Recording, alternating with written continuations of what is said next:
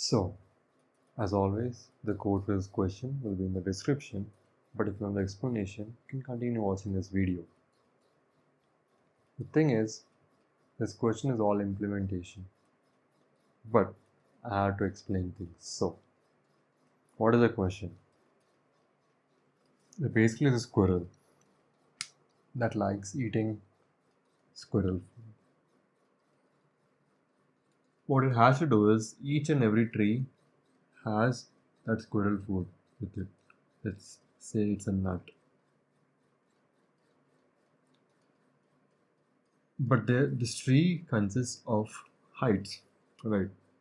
In this case, this height is 1, 2, 2, 1. How much is this? 2 again, 3, and 1. Take it as this. Now, each of these trees contain height, right? And the squirrel wants to eat all the whatever nuts that it has.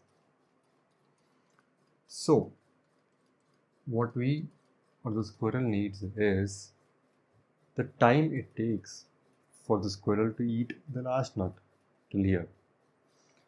Now, how does time get calculated here? In these following instances. The first is when the squirrel climbs 1 unit of the length of the tree. In this case, it can climb the entire tree. In this case, it takes 2 units. Basically, how much the tree's length is, that much time of units in seconds it will take for the squirrel to to go. 1 second to eat. So it can travel 1 second and it can eat this particular whatever nut it is in 1 second. The next operation is, squirrels are lazy. So what they want to do is they don't want to go down and go here. They don't just want to jump directly from here. So what it has to do is, another point, it also takes time to go down. It also takes time to go down rather than not just coming up. So what the squirrel does here is, instead of going down and going here, it will directly jump from here to here. That will take 1 unit of time. Okay. Basically, in this case, if you look at it, this squirrel starts from the root of this tree.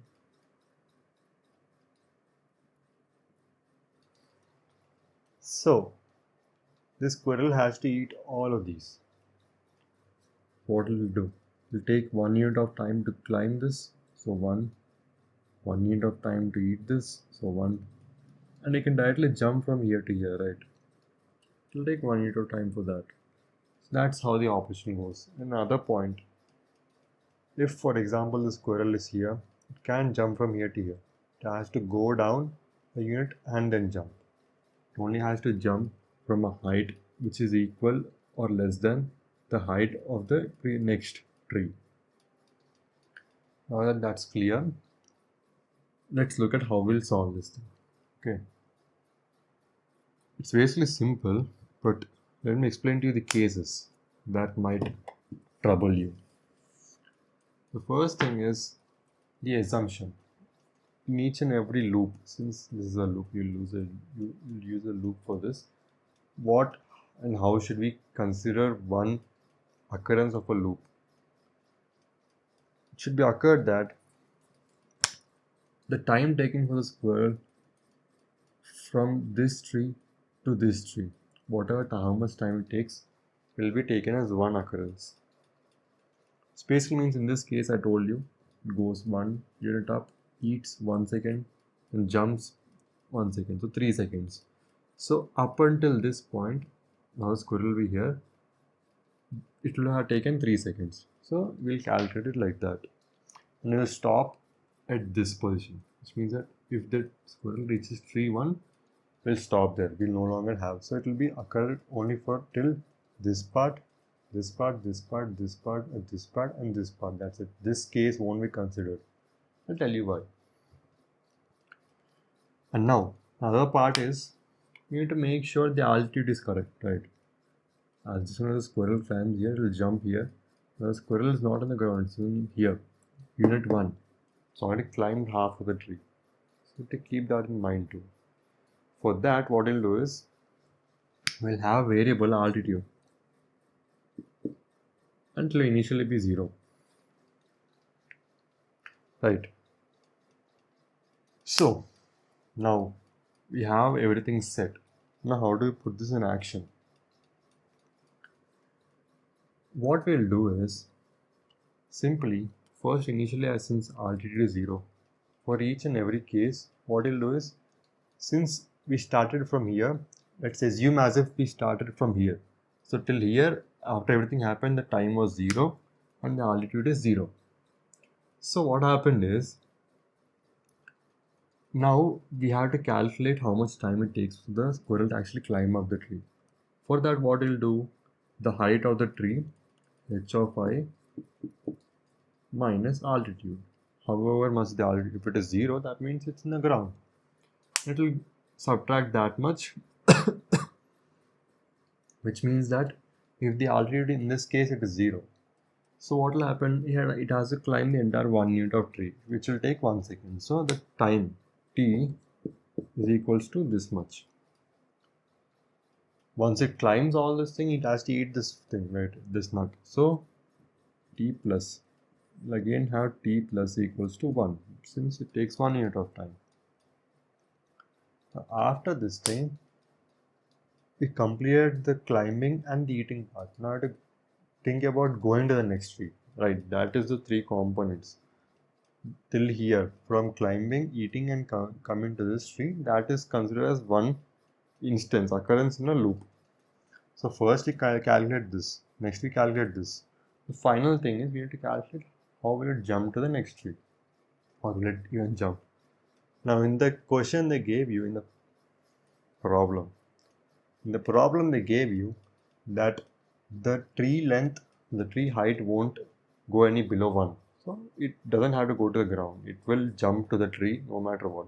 Only this is the only part where it's in the ground. From there on, it will keep jumping. So that's clear. The next question is the tree, is it supposed to go down and reach the height of the tree and jump, or does it have to jump without doing that thing? That depends on whether the next tree's height is greater than or equals to this, right? If it is greater than or equals to this, you don't need to go down. You can just jump it. The tree is there in this case. You can just jump from here to here and you can reach here.